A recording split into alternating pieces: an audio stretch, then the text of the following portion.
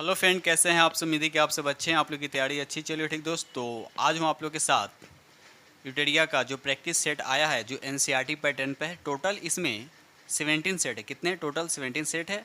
और इसमें topic by आपको दे रखा है। टोटल इसमें कितना 17 सेट है, जिसमें से 4 सेट आपका हिस्ट्री का रहेगा, उसके बाद 4 सेट आपका राज्य व्यवस्था से रहेगा, और उसके बाद 4 सेट आपका भूगोल से रहेंगे, और उसके बाद 4 सेट आपको कितने रहेंगे, आपका विज्ञान से रहेगा। ठीक है, और एक सेट आपका रहेगा अर्थशास्त्र। इस तरह से टोटल आपका 17 सेट हो जाएगा, यानी 1700 क्वेश्चन टोटल है। और जो भी क्वेश्चन सभी एनसीईआरटी पैटर्न पे है। ठीक है, तो आज हम जो सेट आप लोग से डिस्कस करने वाले हैं, तो सेट नंबर 1 डिस्कस करने वाले हैं। ठीक है, और सेट नंबर 1 में देखिएगा यहाँ पर थोड़ा सा, सेट नंबर 1 में यहाँ पर थोड़ा सा देखिएगा, यहाँ पर जो लिखा हुआ देखिए एनसीईआरटी जो लिखा हुआ है क्लास 6, और नीचे लिखा हुआ है क्लास 7। यानी जो भी क्वेश्चन आज हम डिस्कस करने वाले हैं सेट 1 में, वह क्वेश्चन आपका रहेगा इतिहास से, और क्लास 6 और क्लास 7 से रहेगा।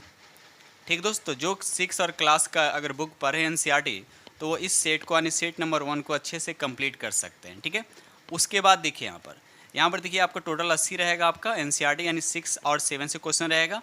और उसके बाद 20 प्रश्न आपका रहेगा करंट अफेयर से, जो 1 जनवरी से 7 जनवरी के जो भी वीवीआई जो करंट अफेयर है वो आप लोग के साथ डिस्कस किया जाएगा। यानी टोटल आप लोग के साथ 100 क्वेश्चन रहेगा। तो ठीक है, आइए डेली वीडियो आप लोग को मिलेगा। ठीक है, तो पहला क्वेश्चन आपको स्क्रीन पे दिख रहा है। ठीक है, पहला क्वेश्चन कहता है कि कथक नृत्य भारत के किस भाग से संबंधित है।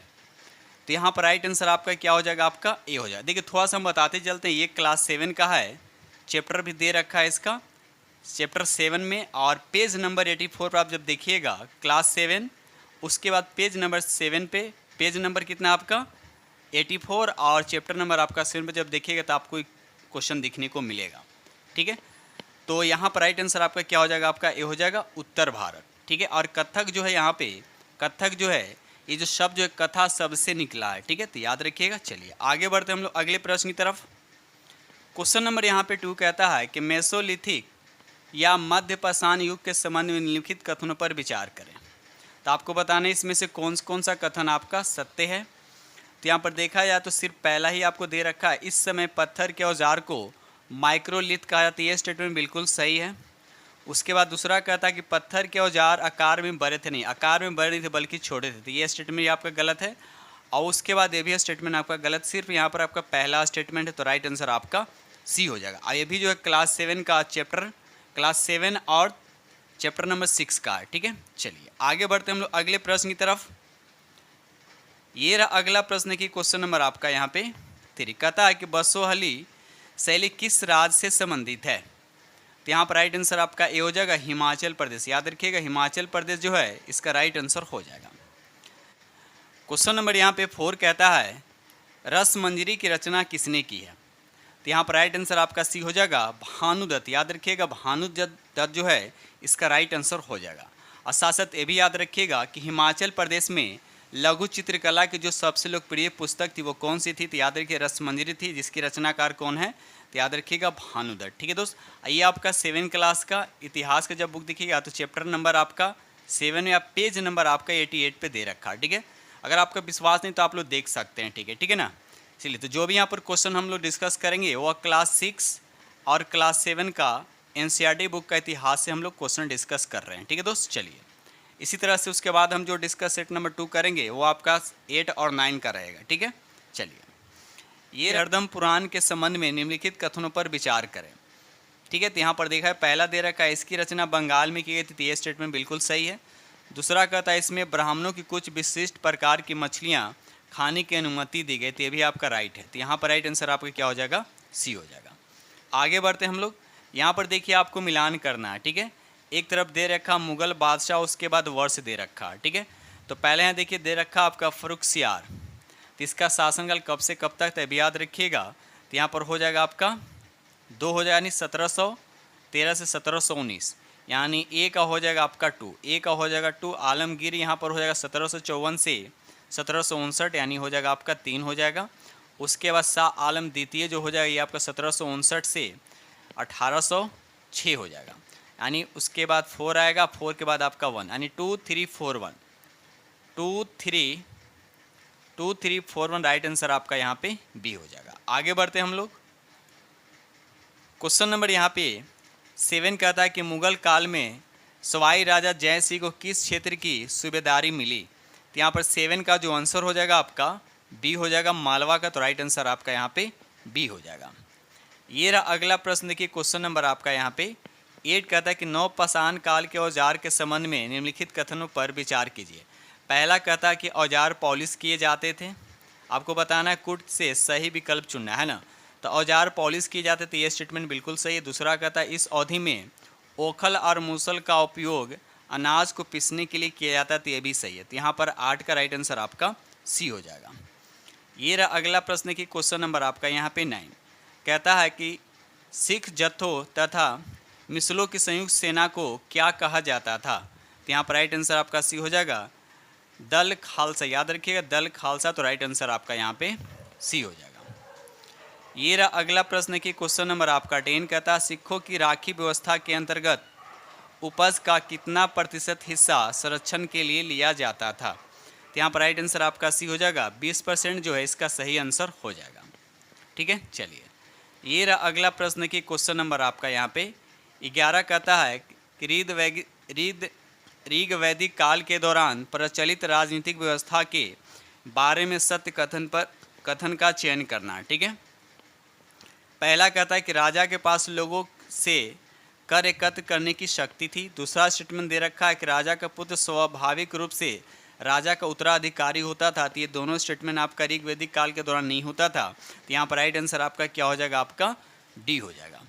ठीक है दोस्त, चलिए आगे बढ़ते हम लोग अगले प्रश्न की तरफ। क्वेश्चन नंबर यहाँ पे 12 कहता है उत्तर वैदिक काल की सामाजिक स्थिति के बारे में निम्नलिखित कथनों पर विचार करें। पहला कहता है कि महिलाओं और शूद्रों दोनों वेदों का अध्ययन करने की अनुमति नहीं दी गई थी। ठीक है, तो ये बिल्कुल बात सही है। दूसरा कहता है कि अब वर्ण व्यवस्था जन्म के आधार पर तय की गई थी। तो ये आपका ये भी सही है। तो यहाँ पर राइट आंसर आपका सी हो जाएगा। ठीक है, चलिए आगे बढ़ते हम लोग। क्वेश्चन नंबर यहाँ पे 13 कहता है कि प्रशस्ति का अर्थ क्या होता है, बताइए। बहुत प्यारा सा क्वेश्चन दे रखा है। तो इसका अर्थ होता है प्रशंसा। याद रखिएगा, इसका अर्थ होता है प्रशंसा। ये प्रशस्ति जो एक संस्कृत का शब्द है जिसका अर्थ होता है प्रशंसा। ठीक है दोस्त, चलिए आगे बढ़ते हम लोग अगले प्रश्न की तरफ। ये रहा अगला प्रश्न की क्वेश्चन नंबर आपका यहाँ पे 14 कहता है कि समुद्रगुप्त की नीतियों का वर्णन किसने किया।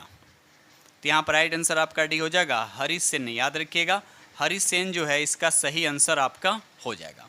ठीक है, चलिए ये रहा अगला प्रश्न की क्वेश्चन नंबर आपका यहाँ पे 15 कहता है कि हरिसेन ने प्रयाग प्रस्ती में दक्षिणापथ के शासकों की संख्या कितनी बताई है। तो यहाँ पर राइट आंसर आपका बी हो जाएगा, 12। याद रखिएगा 12 जो है इसका राइट आंसर हो जाएगा। इसी तरह से अगर पूछा जाएगा आर्यावत का, तो आर्यावत का 9 शासक। ठीक है, तो इस तरह से दोनों आप याद रखिएगा। तो राइट आंसर आपका क्वेश्चन के अकॉर्डिंग यहाँ पे बी हो जाएगा। और दोस्त जो भी हम क्वेश्चन यहाँ पे लिया गया है सब वो एनसीईआरटी पैटर्न पे, और ये क्लास 6 के बुक से और 7 के बुक से इतिहास का, याद रखिएगा। ठीक है, चलिए ये रहा अगला प्रश्न के क्वेश्चन नंबर आपका यहाँ पे 16 कहता है विक्रम संवत की शुरुआत को किस शासक से जोड़कर देखा जाता है। तो यहाँ पर 16 का राइट आंसर आपका डी हो जाएगा, चंद्रगुप्त द्वितीय जो है इसका राइट आंसर हो जाएगा। क्वेश्चन नंबर यहाँ पे 17 कहता है कि हर्षवर्धन को नर्मदा नदी के तट पर किसने रोका। तो यहाँ पर राइट आंसर आपका ही हो जाएगा, पुलकेशिय द्वितीय। याद रखिएगा पुलकेशिय द्वितीय जो है इसका सही आंसर हो जाएगा। ठीक है, चलिए क्वेश्चन नंबर यहाँ पर 18 कहता है कि पल्लव के काल में नगरम किसे कहा जाता था। तो यहाँ पर राइट आंसर आपका सी हो जाएगा, व्यापारिकों के संगठन को। तो राइट आंसर आपका यहाँ पे सी हो जाएगा। ठीक है, चलिए ये रहा अगला प्रश्न की क्वेश्चन नंबर आपका 19 कहता है कि जनपद का क्या अर्थ होता है। तो यहाँ पर राइट आंसर आपका बी हो जाएगा, जन के बसने की जगह को क्या बोलते हैं, जनपद बोलते हैं। तो यहाँ पर राइट आंसर आपका 19 का बी हो जाएगा। ठीक है, चलिए क्वेश्चन नंबर यहाँ पे 20 कहता है कि महाजनपदों का उद्भव लगभग कितने वर्ष पूर्व हुआ था। तो यहाँ पर राइट आंसर आपका बी हो जाएगा, 2500 साल पहले। तो यहाँ पर राइट आंसर आपका बी हो जाएगा। ठीक है, चलिए ये रहा अगला प्रश्न की क्वेश्चन नंबर आपका यहाँ पे 21 कहता है कि महाजनपद काल के संबंध में निम्नलिखित कथनों पर विचार करें। और आपको बताना है कि असत्य कथन का चयन किसमें बताना है, किसमें से असत्य कौन सा है। तो यहाँ पर दे रखा है कि हल का फाल अब लोहे के बने होते हैं। तो ये बिल्कुल सही बात है। धान के पौधों का रोपण प्रारंभ हो गया, तो ये भी सही बात है। तो यहाँ पर से असत्य कौन है, तो दोनों आपका सत्य है, तो यहाँ पर राइट आंसर आपका क्या हो जाएगा, आपका डी हो जाएगा। ठीक है, चलिए आगे बढ़ते हैं हम लोग। क्वेश्चन नंबर यहाँ पे 22 कहता है कि पाणिनि के संबंध में निम्नलिखित कथनों पर विचार करें और कूट में से सही विकल्प का आपको चयन करना है। ठीक है, तो पहला कहता है कि उन्होंने संस्कृत के लिए व्याकरण तैयार किया है, तो ये बिल्कुल बात सही है। दूसरा कहता है कि उन्होंने एक विशेष क्रम में स्वर की रचना की, परंतु व्यंजन को बाद के काल में अन्य विद्वानों द्वारा जोड़ा गया, तो ये स्टेटमेंट आपका गलत है। तो यहाँ पर राइट आंसर आपका क्या हो जाएगा, सिर्फ ए हो जाएगा। ठीक है, यानी पहला स्टेटमेंट सिर्फ सही है।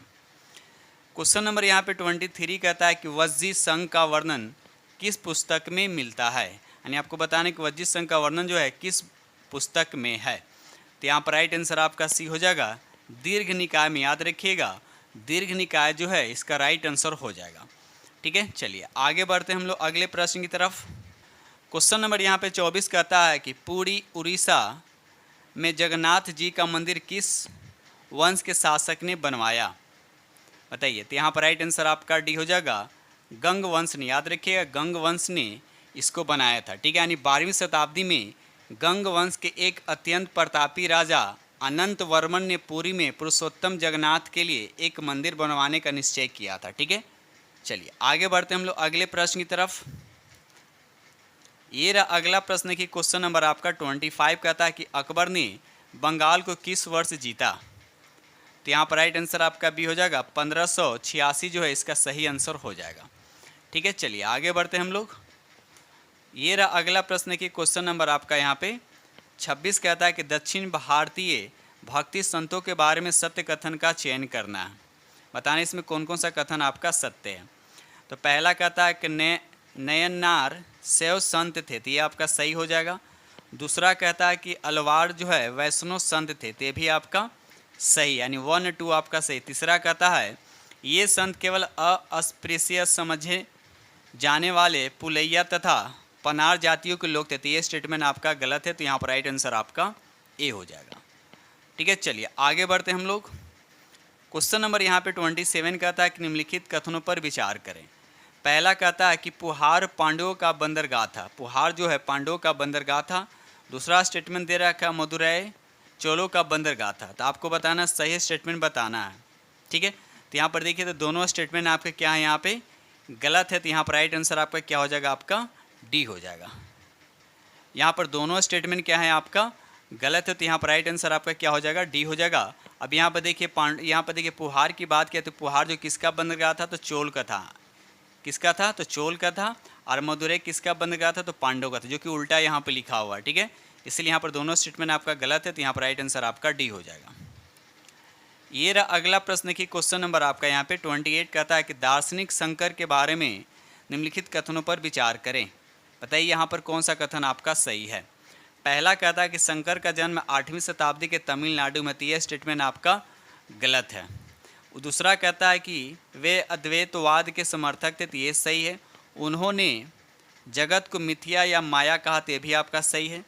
चौथा कहता है कि मोक्ष प्राप्ति के लिए ज्ञान के मार्ग को अपनाने का उपदेश दिया, तो ये भी सही, यानी 2, 3, 4 जो है आपका सही है। तो यहाँ पर राइट आंसर आपका 2, 3, 4, तो यहाँ पर राइट आंसर आपका बी हो जाएगा। ठीक है, चलिए आगे बढ़ते हैं हम लोग। ये रहा अगला प्रश्न की क्वेश्चन नंबर आपका 29 कहता है कि वीर शैव आंदोलन किस क्षेत्र में प्रारंभ हुआ, तो यहाँ पर राइट आंसर आपका बी हो जाएगा, कर्नाटक जो है इसका सही आंसर हो जाएगा। ठीक है, चलिए आगे बढ़ते हैं हम लोग। क्वेश्चन नंबर यहाँ पे 30 कहता है महात्मा गांधी का प्रिय भजन वैष्णव जन तो तेरे कहिए पीर पराई जाने रे किसने लिखा, तो यहाँ पर राइट आंसर आपका डी हो जाएगा, नरसिंह मेहता। याद रखिएगा, नरसिंह मेहता जी ने लिखा था प्रिय भजन वैष्णव जन तो तेरे कहिए पीर पराई जाने रे। ठीक है ना, तो इसका राइट आंसर आपका डी हो जाएगा। ये रहा अगला प्रश्न की क्वेश्चन नंबर आपका यहाँ पे 31 कहता है कि प्रारंभ में नाथ पंथ भारत के किस क्षेत्र में लोकप्रिय हुए, तो यहाँ पर राइट आंसर आपका बी हो जाएगा, उत्तरी क्षेत्र जो है इसका सही आंसर हो जाएगा। आगे बढ़ते हैं हम लोग अगले प्रश्न की तरफ।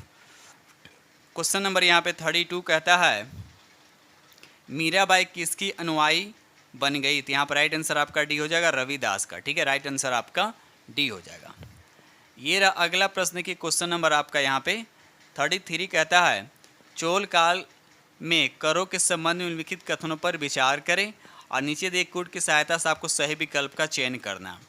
पहला कहता है कि वेट्टी एक प्रकार का ऐसा कर था जिसे नगद में संग्रहित किया जाता था, तो ये स्टेटमेंट आपका गलत है। दूसरा कह रहा है कदमई एक भू राजस्व था, तो ये आपका सही है। तो राइट आंसर आपका यहाँ पे बी हो जाएगा, यानी 33 का राइट आंसर आपका बी हो जाएगा। ठीक है, चलिए ये रहा अगला प्रश्न की क्वेश्चन नंबर आपका यहाँ पे 34 कहता है कि कबीर का जन्म किस परिवार में हुआ था, तो यहाँ पर राइट आंसर आपका बी हो जाएगा, जुलाहा जो है इसका राइट आंसर हो जाएगा। ठीक है, चलिए आगे बढ़ते हैं हम लोग। क्वेश्चन नंबर यहाँ पर 35 कहता है कि लंगर व्यवस्था की शुरुआत किसने की थी, तो यहाँ पर राइट आंसर आपका पहला ही हो जाएगा, गुरु नानक जी जो है इसका राइट आंसर हो जाएगा। ठीक है, चलिए आगे बढ़ते हैं हम लोग। क्वेश्चन नंबर यहाँ पे 36 कहता है संस्कृत व्याकरण की रचना किसने की थी, तो यहाँ पर राइट आंसर आपका सी हो जाएगा, पाणिनि जो है इसका सही आंसर हो जाएगा। ठीक है दोस्त, चलिए आगे बढ़ते हैं हम लोग। वीडियो पसंद आए तो लाइक कीजिएगा और अपने दोस्तों में शेयर जरूर कर दीजिएगा। और आप लोग को पता है कि जून के लास्ट में उम्मीद है कि एग्जाम होने की आप लोग की चांसेज है। ठीक है, तो वीडियो पूरा जरूर देखिएगा। ठीक है, और अंत तक देखिएगा। यहाँ पर जो भी क्वेश्चन डिस्कस किया सब एनसीईआरटी पैटर्न पे। ठीक है, चलिए क्वेश्चन नंबर यहाँ पे 37 कहता है कि स्वामी महावीर ने अपनी शिक्षा किस भाषा में दी थी, तो यहाँ पर राइट आंसर आपका सी हो जाएगा, प्राकृत भाषा जो है इसका सही आंसर हो जाएगा। क्वेश्चन नंबर यहाँ पे 38 कहता है कि जैन धर्म के संदर्भ में निम्नलिखित कथनों पर विचार कीजिए। ठीक है, तो यहाँ पर पहला कथन दे रहा मुख्यतः व्यापारियों ने जैन धर्म का समर्थन किया। ठीक है, तो आपको सत्य कथन बताना, तो यहाँ पर राइट आंसर आपका पहला आपका ही सही है, पहला स्टेटमेंट सही है। दूसरा कहता है कि सिद्धांततः किसान वर्ग के लोगों ने जैन धर्म को स्वीकार नहीं किया, तो यहाँ पर राइट ये भी आपका सही है। तो राइट आंसर आपका यहाँ पर क्या हो जाएगा, सी हो जाएगा, यानी 38 का राइट आंसर आपका सी हो जाएगा। क्वेश्चन नंबर यहाँ पे 39 कहता है कि संघ में रहने वाले बौद्ध भिक्षु के लिए बनाए गए नियमों का संकल्प किस ग्रंथ में मिलता है, तो 39 का राइट आंसर आपका डी हो जाएगा, विनय पिटक जो इसका राइट आंसर हो जाएगा।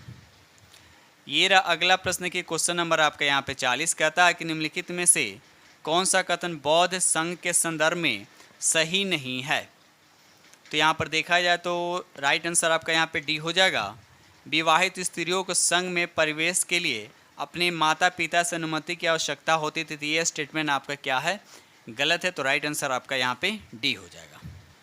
क्वेश्चन नंबर यहाँ पे 41 कहता है कि महायान के संबंध में निम्नलिखित कथनों पर विचार करें। ठीक है, आपको बताने इसमें से कौन सा कथन आपका सत्य है। पहला कहता है कि ये बौद्ध धर्म से संबंधित है, तो बिल्कुल बात सही है। दूसरा कहता है इन्होंने बौद्ध धर्म में मूर्ति पूजा को बढ़ावा दिया, तो भी आपका क्या सत्य है, तो राइट आंसर आपका यहाँ पे सी हो जाएगा। ये रहा अगला प्रश्न की क्वेश्चन नंबर आपका यहाँ पर 42, यहाँ भी आपका स्टेटमेंट दे रखा है, 3 स्टेटमेंट दे रखा, आपको बताना है इसमें से कौन सा कथन सत्य है। तो यहाँ पर देखा जाए तो पहला कहता है ये ज्ञान प्राप्ति के बाद एकांतवास में साधना करते थे, तो यह स्टेटमेंट आपका गलत है। बोधिसत्व की पूजा काफ़ी लोकप्रिय थे, तो ये आपका सही हो जाएगा। तीसरा कहता है कि वे भारत के बाहर जापान, चीन, दक्षिण कोरिया में काफ़ी लोकप्रिय थे, भी आपका सही, यानी 2 और 3 सही होगा, तो राइट आंसर आपका बी हो जाएगा। क्वेश्चन नंबर यहाँ 43 कहता है भारत की यात्रा पर आए निम्नलिखित चीनी बौद्ध तीर्थयात्रियों को कालक्रम के अनुसार सही क्रम में आपको चुनिए, सही क्रम में आपको व्यवस्थित करना बताइए। तो यहाँ पर देखा है तो राइट आंसर आपका बी हो जाएगा, फाइहान हो जाएगा, उसके बाद हेनसांग हो जाएगा, उसके बाद इत्सिंग हो जाएगा, तो राइट आंसर आपका यहाँ पे बी हो जाएगा। ठीक है, चलिए आगे बढ़ते हैं हम लोग। ये रहा अगला प्रश्न क्वेश्चन नंबर आपका 44 कहता है चंद्रगुप्त मौर्य के दरबार में जो पश्चिम एशिया के यूनानी राजा सेलुकस निकेटर का राजदूत था उसका नाम क्या था, तो यहाँ पर राइट आंसर आपका डी हो जाएगा, मेगास्थनीक जो है इसका राइट आंसर हो जाएगा, जो चंद्रगुप्त मौर्य के दरबार में आया था। ठीक है, चलिए आगे बढ़ते हैं हम लोग। ये रहा अगला प्रश्न देखिए क्वेश्चन नंबर आपका 45 कहता है निम्नलिखित में से कौन भारत में आए विदेशी आक्रमणकारियों का सही क्रम है, तो यहाँ पर राइट आंसर आपका सी हो जाएगा, हिंद यमन हो जाएगा, उसके बाद शक हो जाएगा, उसके बाद हिंद पार्थियन हो जाएगा, उसके बाद कुषाण, तो राइट आंसर आपका सी हो जाएगा। क्वेश्चन नंबर 46 कहता है कि अशोक ने जगह जगह जाकर लोगों को शिक्षा देने के लिए अधिकारियों की नियुक्ति की, इन अधिकारियों को निम्नलिखित में से किस नाम से जाना जाता था? तो यहाँ पर राइट आंसर आपका बी हो जाएगा। धम्म महापात्र जो है, महामात्र जो है, इसका राइट आंसर हो जाएगा। ठीक है, चलिए आगे बढ़ते हैं हम लोग अगले प्रश्न की तरफ। ये रहा अगला प्रश्न। देखिए क्वेश्चन नंबर आपका, यहाँ अशोक के संबंध में बताना है कि निम्नलिखित में से कौन सा कथन आपका सही है। तो पहला स्टेटमेंट दे रखा है यहाँ पे कि अशोक ऐसा पहला शासक था जिसने अभिलेखों द्वारा जनता तक अपना संदेश पहुँचाने की कोशिश की थी। ये आपका सही है। दूसरा कहता है अशोक के ज़्यादातर अभिलेख खरोष्टी लिपि में थे। ये आपका गलत है, खरोष्टी लिपि में नहीं था। यानी अशोक का ज़्यादातर लेख जो है खरोष्टी लिपि में नहीं था, बल्कि प्राकृत भाषा और ब्राह्मणी लिपि में था, न कि खरोष्टी में। ठीक है, तो ये आपका गलत हो गया। तीसरा कहता है कि अशोक ने अपने एक अभिलेख में कलिंग युद्ध का वर्णन किया था। ये भी आपका सही, यानी पहला और तीसरा आपका सही है। तो राइट आंसर आपका यहाँ पे सी हो जाएगा। ठीक है, चलिए आगे बढ़ते हैं हम लोग। क्वेश्चन नंबर यहाँ 48 कहता है मुगलों की जागीर दिल्ली सुल्तानों में से किसके बराबर है? तो यहाँ पर 48 का राइट आंसर आपका सी हो जाएगा। इक्ता जो इसका सही आंसर हो जाएगा। क्वेश्चन नंबर यहाँ पर 49 कहता है कि 14वीं शताब्दी के ग्रंथ लीला तिलकम के बारे में सत्य कथन का चयन करना। पहला लिखा हुआ है कि यह केरल के मलयालम में लिखी गई ऐसी पहली साहित्य पुस्तक है जो व्याकरण और काव्य से संबंधित है। दूसरा स्टेटमेंट दे रखा है इस पुस्तक की रचना केवल संस्कृत भाषा में की गई है। तो यहाँ पर आपको बताना है क्या, आपको सत्य बताना है। तो दोनों यहाँ पर क्या हो जाएंगे, आपका असत्य है। तो यहाँ पर राइट आंसर आपका क्या हो जाएगा, आपका डी हो जाएगा। क्वेश्चन नंबर यहाँ 50 कहता है कि निम्नलिखित में किन स्थानों पर अशोक के शिलालेख प्राप्त हुए हैं? बताइए।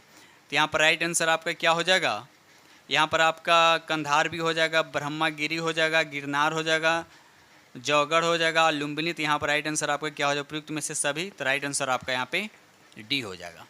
ठीक है, चलिए आगे बढ़ते हैं हम लोग। ये रहा अगला प्रश्न की क्वेश्चन नंबर आपका 51। अशोक ने धम्म के विचारों को प्रोत्साहित करने के लिए अपने राजदूत को निम्न में से कहाँ भेजा था? तो यहाँ पर राइट आंसर आपका डी हो जाएगा। सीरिया भी भेजा था, मिस्र भी और श्रीलंका भी। तो राइट आंसर आपका यहाँ पे डी हो जाएगा। क्वेश्चन नंबर यहाँ पर 52 कहता है मौर्य साम्राज्य में अक्सर राजकुमारों को कौन सा पद दिया जाता था? तो यहाँ पर राइट आंसर आपका ये हो जाएगा राजपाल यानी गवर्नर। इसका राइट आंसर हो जाएगा। क्वेश्चन नंबर यहाँ 53 कहता है कि भारत को उपमहाद्वीप कहा जाता था क्योंकि? तो यहाँ पर पहला दे रखा है कि बड़े आकार के कारण। ये भी सही है। दूसरा कहता है समुद्रों, पहाड़ियों तथा पर्वतों से बटे होने का। ये भी सत्य है। तो राइट आंसर आपका यहाँ पे सी हो जाएगा।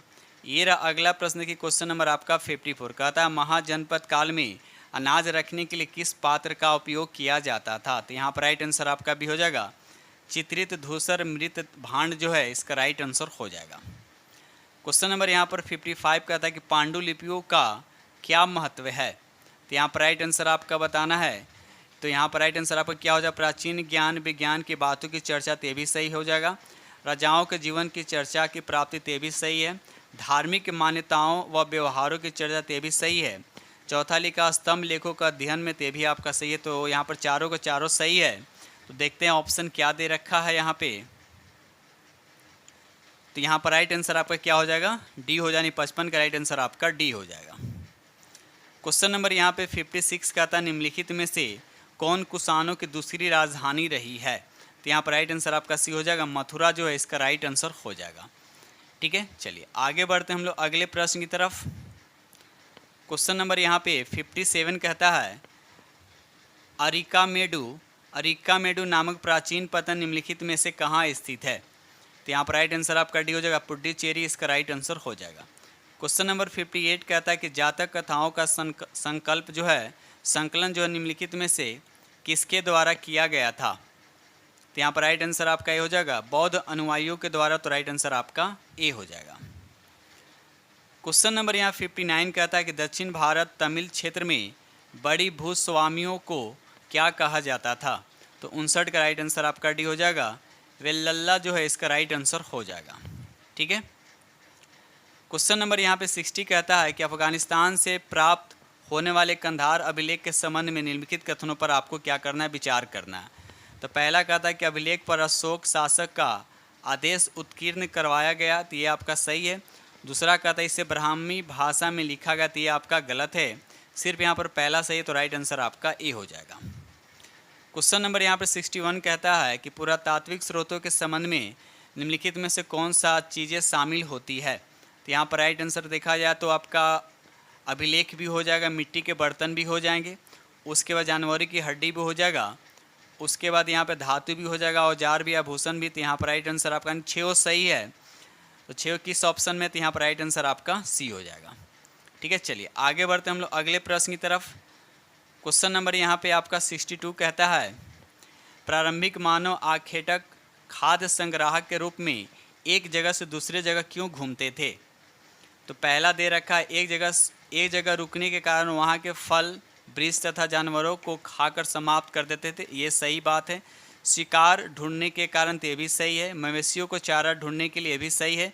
मौसम बदलने के कारण तो ये भी सही, चारों सही है। तो यहाँ पर कौन सा आंसर होगा, तो राइट आंसर आपका यहाँ पे डी हो जाएगा। आगे बढ़ते हैं हम लोग। क्वेश्चन नंबर यहाँ आपका 63 कहता है कि आहत सिक्के के संदर्भ में निम्नलिखित कथनों पर विचार कीजिए। ठीक है, तो यहाँ पर देखा है तो पहला कहता है कि आहत सिक्के सामान्यतः आयताकार, वर्गाकार या गोलाकार होते थे, तो ये आपका गलत है। दूसरा कहता है आहत सिक्के को सामान्यतः ढाल कर बनाया जाता था, हाँ ये स्टेटमेंट आपका सही है। तो यहाँ पर राइट आंसर आपका बी हो जाएगा। क्वेश्चन नंबर यहाँ पर 64 कहता है कि मथुरा के अभिलेखों में निम्न में से किनका उल्लेख मिलता है, बताइए। तो यहाँ पर सुनारों का भी मिलता है, लोहारों एवं बुनकरों का भी मिलता है, टोकरी एवं माला बनाने वालों को भी मिलता है। तो राइट आंसर आपका यहाँ पे डी हो जाएगा।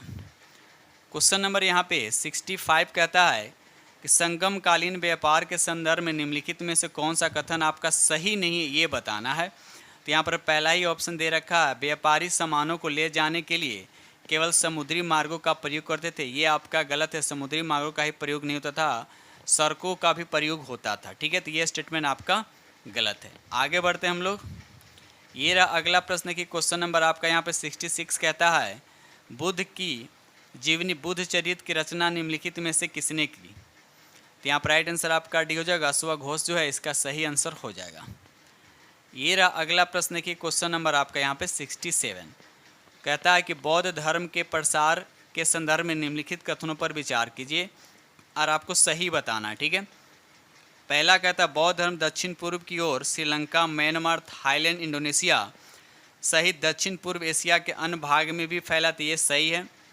दूसरा कहता है इस क्षेत्र में थेरवाद नामक बौद्ध धर्म का आरंभिक रूप कहीं अधिक प्रचलित था, तो ये भी सही है। यानी 1 और 2 दोनों सही है। तो यहाँ पर राइट आंसर आपका सी हो जाएगा।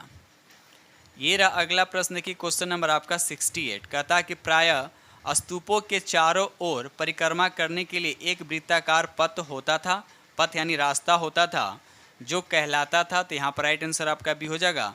प्रद दक्षिणा कहलाता था, तो राइट आंसर आपका बी हो जाएगा। क्वेश्चन नंबर यहाँ पे 69 कहता है प्रारंभिक मानव निम्न में से किस आधार पर पौधे तथा जानवरों का चयन करते थे, बताइए। तो यहाँ पर पहला स्टेटमेंट दे रखा है जिनके बीमार होने की संभावना कम होती है, तो ये भी आपका सही होगा। बड़े दाने तथा मजबूत डंठल वाले पौधे, ये भी सही है। अहिंसक जानवर, तो ये भी सही है। 69 का राइट आंसर आपका देखते हैं तीनों किस ऑप्शन में दे रखा है, तीनों किस ऑप्शन में दे रखा है यहाँ पे। तो यहाँ पे राइट आंसर आपका सी हो जाएगा। ठीक है, चलिए आगे बढ़ते हैं हम लोग। क्वेश्चन नंबर यहाँ पे 70 कहता है चोलों का महत्वपूर्ण पतन कौन सा था। तो यहाँ पर राइट आंसर आपका सी हो जाएगा। पुहार जो है इसका सही आंसर हो जाएगा। क्वेश्चन नंबर यहाँ 71 कहता है कि बुर्ज होम में आवास के संबंध में निम्नलिखित कथनों पर विचार कर आपको सतकुटन कुट का चयन करना है। ठीक है, चलिए तो यहाँ पर 71 का देखिए तो पहला कहता है कि बुर्ज होम में लोग गड्ढे के नीचे घर बनाते थे, ये सही बात है। दूसरा कहता है पुरातात्विदों को झोपड़ियों के अंदर तथा बाहर दोनों ही स्थानों पर आग जलाने की जगह मिली।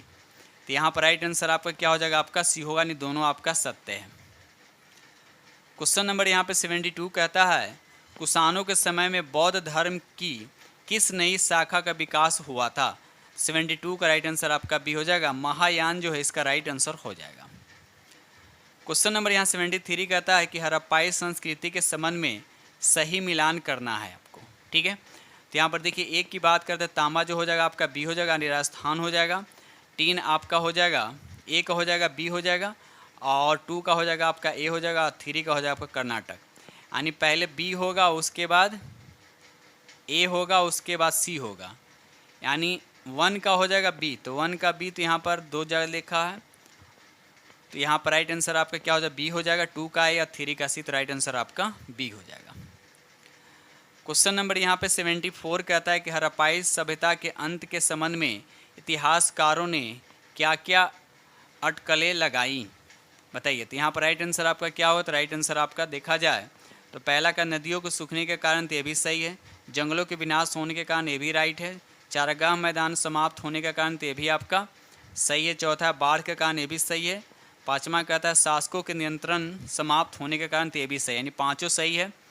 तो यहाँ पर राइट आंसर आपका क्या हो जाएगा, यहाँ पर आपका डी हो जाएगा। ठीक है, चलिए आगे बढ़ते हैं हम लोग। क्वेश्चन नंबर यहाँ पर देखिए, ज़्यादा स्टेटमेंट वाले क्वेश्चन यहाँ पर दे रखा है। क्वेश्चन नंबर यहाँ 75 कहता है हड़प्पा सभ्यता के अंत होने का क्या परिणाम हुआ। तो पहला स्टेटमेंट, हड़प्पाई नगरों को लोगों ने छोड़ दिया, तो ये भी सत्य है। मोहरों लेखन बाटों का प्रयोग बंद हो गया, ये भी सही है। कच्चे माल का आयात घट गया, तो ये भी सही है। और चौथा का नए बस्तियों की संख्या बढ़ गई, तो भी आपका सत्य है। तो राइट आंसर आपका यहाँ पे डी हो जाएगा। ठीक है, चलिए आगे बढ़ते हैं हम लोग अगले प्रश्न की तरफ। क्वेश्चन नंबर यहाँ 76 कहता है सिल्क रूट पर नियंत्रण रखने वाला शासकों में सबसे प्रसिद्ध कौन सा वंश था। तो यहाँ पर राइट आंसर आपका सी हो जाएगा, कुषाण वंश इसका राइट आंसर हो जाएगा। क्वेश्चन नंबर यहाँ पे 77 कहता है कि अश्वघोष जिसने बुद्ध की जीवनी लिखी किसके दरबारी कवि थे, बताइए किसके दरबारी कवि थे। तो यहाँ पर राइट आंसर आपका भी हो जाएगा, कनिष्क जो है इसका राइट आंसर हो जाएगा। क्वेश्चन नंबर 78 कहता है कि रोमन साम्राज्य में भारत के किस वस्तु की मांग सबसे अधिक थी। तो यहाँ पर राइट आंसर आपका सी हो जाएगा, काली मिर्च जो है इसका राइट आंसर हो जाएगा। ये रहा अगला प्रश्न की क्वेश्चन नंबर आपका 79 कहता है पुलकेशिन के बारे में निम्नलिखित में से कौन सा कथन आपका सत्य नहीं, ये बताना है। तो यहाँ पर दूसरा दे रखा है गुप्तों के खिलाफ लड़ाई में उनकी मृत्यु हो गई थी, तो ये आपका स्टेटमेंट बिल्कुल गलत है, तो राइट आंसर आपका बी हो जाएगा। क्वेश्चन नंबर यहाँ पे 80 कहता है जाट राज अपने किस राजा के समय शक्तिशाली रूप से उभरा, बताइए। तो यहाँ पर राइट आंसर आपका क्या हो जाएगा, तो बी हो जाएगा, सूरजमल जो है इसका सही आंसर हो जाएगा। क्वेश्चन नंबर यहाँ पे 81 कहता है कि 16वें वित्त आयोग के चेयरमैन नियुक्त किए गए थे, किसे नियुक्त किया था, राइट आंसर आपका भी हो जाएगा, अरविंद पनगड़िया जो इसका राइट आंसर हो जाएगा। ये रहा अगला प्रश्न की क्वेश्चन नंबर आपका यहाँ पे 82 कहता है कि केंद्र सरकार ने पिछले कुछ वर्षों में राष्ट्र विरोधी गतिविधियों में संलिप्त होने के कारण किस संगठन पर प्रतिबंध लगाया है। तो पहला लिखा है तहरीक ए हुर्रियत, ये भी सही है। जमात इस्लाम पर इसको भी प्रतिबंध लगा दिया गया। जम्मू कश्मीर लिबरेशन फ्रंट को इसको पर भी, जम्मू कश्मीर डेमोक्रेटिक फ्रंट ए भी। तो राइट आंसर आपका यहाँ पर क्या हो जाएगा, तो यहाँ पर राइट आंसर आपका डी हो जाएगा। क्वेश्चन नंबर यहाँ पे 83 कहता है कि किसे हाल ही में MS स्वामीनाथन पुरस्कार से सम्मानित किया गया है, बताइए। तो यहाँ पर राइट आंसर आपका सी हो जाएगा, BR कंबोज जो है इसका राइट आंसर हो जाएगा। क्वेश्चन नंबर यहाँ पे 84 कहता है कि संयुक्त सैन्य अभ्यास डिजर्ट साइक्लोन भारत और किस देश के बीच आयोजित किया जाता है। तो यहाँ पर राइट आंसर आपका सी हो जाएगा, संयुक्त अरब अमीरात जो इसका राइट आंसर हो जाएगा। क्वेश्चन नंबर 85 कहता है भारत कितने वर्षों के लिए संयुक्त राष्ट्र सांख्यिकी आयोग के सदस्य के रूप में अपना कार्यकाल शुरू किया है। तो यहाँ पर राइट आंसर आपका भी हो जाएगा 4 वर्ष के लिए। ठीक है, क्वेश्चन नंबर यहाँ पर 86 कहता है कि भारतीय नौसेना स्टाफ के उप प्रमुख के रूप में किसे नियुक्त किया गया। तो यहाँ पर राइट आंसर आपका भी हो जाएगा, दिनेश के त्रिपाठी जो इसका सही आंसर हो जाएगा। ये रहा अगला प्रश्न की क्वेश्चन नंबर आपका यहाँ पे 87 कहता है भारतीय राष्ट्रीय महासागर सूचना सेवा केंद्र के संदर्भ में निम्नलिखित कथनों पर विचार कीजिए और आपको बताएं इसमें से कौन सा कथन आपका सत्य है। तो पहला कहता है कि यह पर्यावरण वन और जलवायु परिवर्तन मंत्रालय के तहत एक स्वायत्त संगठन है, तो ये आपका सत्य, बाकी सभी आपका क्या यहाँ पर आपका सत्य। तो राइट आंसर आपका सिर्फ पहला होगा। तो पहला किस ऑप्शन में दे रखा है, तो यहाँ पर राइट आंसर आपका ए हो जाएगा। ठीक है, चलिए आगे बढ़ते हैं हम लोग। ये रहा अगला प्रश्न की क्वेश्चन नंबर आपके यहाँ पर 88 कहता है एक्सरे पॉलिरीमीटर सैटेलाइट के संबंध में निम्नलिखित कथनों पर विचार कर आप सही कथन आपको बताना है। तो पहला कहता है कि एक्सपोसैट नासा द्वारा लॉन्च किया गया दुनिया का दूसरा उपग्रह आधारित मिशन है जो एक्सरे पॉलिरीमेट्री माप के लिए समर्पित है। तो यह स्टेटमेंट आपका बिल्कुल गलत है। दूसरा कहता है कि यह मिशन 5 साल की अवधि के लिए पृथ्वी की निचली कक्षा में संचालित होगा। तो ये सही है, तो राइट आंसर आपका यहाँ पे बी हो जाएगा। ये रहा अगला प्रश्न। देखिए क्वेश्चन नंबर आपका यहाँ पर 89 कहता है निम्न पर विचार करें। पहला दे रखा है और आपको बताना उपयुक्त में से कितने क्षेत्रीय व्यापक आर्थिक भागीदारी समझौते में शामिल है। ठीक है, तो यहाँ पर देखा जाए तो पहला दिखा यहाँ पे वस्तु और सेवाओं में व्यापार, तो ये भी सही है। निवेश भी होगा, बौद्धिक संपदा अधिकार भी होगा, ई कॉमर्स भी होगा, तो राइट आंसर आपका यहाँ पे डी हो जाएगा। क्वेश्चन नंबर यहाँ पे 90 कहता है भारत और म्यांमार के बीच मुक्ति आवाजाही व्यवस्था के संदर्भ में निम्नलिखित कथन पर विचार करें। निम्नलिखित कथन पर आपको क्या करना है, विचार करना है और उसका बताएं इसमें से कौन सा कथन आपका सत्य है। ठीक है, तो पहला स्टेटमेंट यहाँ पर दे रखा है कि दोनों देशों के बीच व्यापार और निवेश को सुविधाजनक बनाने वाला एक समझौता है। तो ये आपका क्या स्टेटमेंट आपका गलत है। भारतीय नागरिकों को म्यांमार और FMR लाभ प्राप्त करने के लिए म्यांमार सीमा चौकी पर आगमन पर वीज़ा की आवश्यकता थी, तो भी आपका गलत है।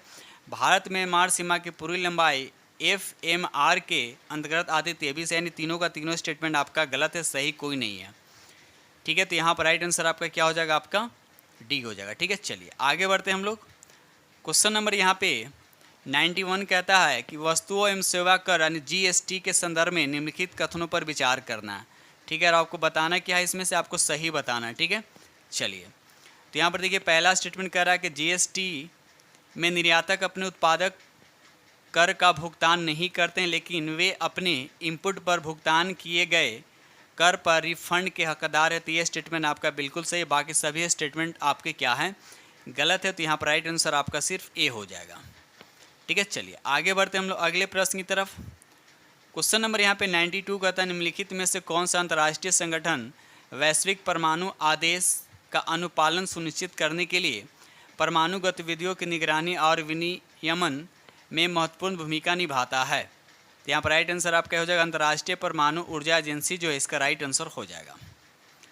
यहाँ पर देखिए क्वेश्चन नंबर आपका 93 कहता है कि निम्नलिखित कथन पर विचार करें और उसके बाद आपको बताना है यहाँ पर सही कौन सा। ठीक है, तो देखते हैं कौन कौन सा यहाँ पर सही है।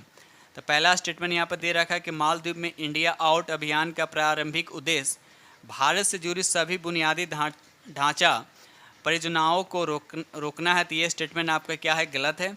दूसरा कहता है भारत मालदीव को आतंकवाद, मादक पदार्थों की तस्करी, नशीले पदार्थों और विभिन्न समुद्री अपराधों के खिलाफ अपनी प्राथमिक रक्षा पंक्ति मानता है। तो ये आपका सही है।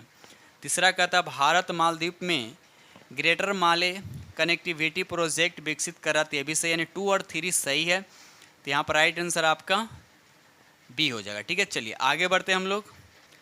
क्वेश्चन नंबर यहाँ पे 94 कहता है भारत और पाकिस्तान ने हाल ही में एक द्विपक्षीय समझौते के तहत परमाणु प्रतिष्ठानों की सूची का आदान प्रदान किया।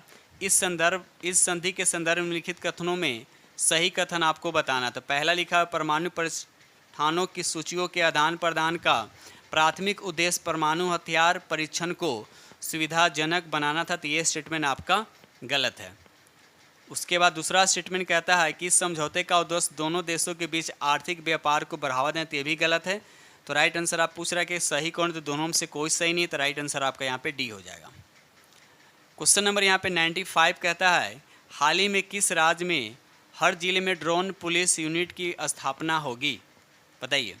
तो यहाँ पर राइट आंसर आपका सी हो जाए, बिहार जो है इसका राइट आंसर हो जाएगा। क्वेश्चन नंबर यहाँ पे 96 कहता है नेपाल में आयोजित Nepal international tennis ball championship में किसने खिताब पर कब्जा जमाया है। तो 96 का राइट आंसर आपका सी हो जाएगा, इसमें बिहार इसका राइट आंसर हो जाएगा। क्वेश्चन नंबर यहाँ पे 97 कहता है कि mission investigation at the rate of 75 किस राज्य द्वारा लॉन्च किया गया, जिसका उद्देश्य 75 दिनों में सभी FIR की जांच पूरी करना है। तो यहाँ पर राइट आंसर आपका, इसका भी राइट आंसर आपका ही हो जाएगा, बिहार इसका राइट आंसर हो जाएगा। क्वेश्चन नंबर यहाँ पे 98 कहता है कि सड़क हादसों में 2022 में बिहार का स्थान कौन सा है। तो यहाँ पर राइट आंसर आपका सी हो जाएगा, 13वां स्थान इसका राइट आंसर हो जाएगा। क्वेश्चन नंबर यहाँ पे 99 का था, केंद्र सरकार ने पृथ्वी विज्ञान योजना के लिए कितने करोड़ रुपये आवंटित किए हैं। तो यहाँ पर राइट आंसर आपका बी हो जाएगा, 4,797 करोड़ इसका राइट आंसर हो जाएगा। ये रहा अगला प्रश्न की क्वेश्चन नंबर आपका 100 का था, भारत का पहला पनडुब्बी पर्यटन किस राज्य में शुरू किया जाएगा, बताइए। तो यहाँ पर राइट आंसर आपका सी हो जाएगा, गुजरात जो है इसका राइट आंसर हो जाएगा। ठीक, तो इस तरह से हमने सेट नंबर 1 आप लोगों के साथ कंप्लीट किया, और ये क्लास 6 और 7 के इतिहास बुक जो एनसीईआरटी का है वो आप लोग के साथ डिस्कस किया गया है। उसी तरह से सेट नंबर 2 में वो भी आपके हिस्ट्री रहेगा, यानी इतिहास ही रहेगा, और वो क्लास आपका 8 और 9 से बुक से रहेगा, ठीक है, जो एनसीईआरटी पैटर्न है। ठीक है दोस्त, तो इसी के साथ हम वीडियो करते हैं समाप्त और मिलते हैं अगले वीडियो में। तब तक के लिए थैंक यू वेरी मच।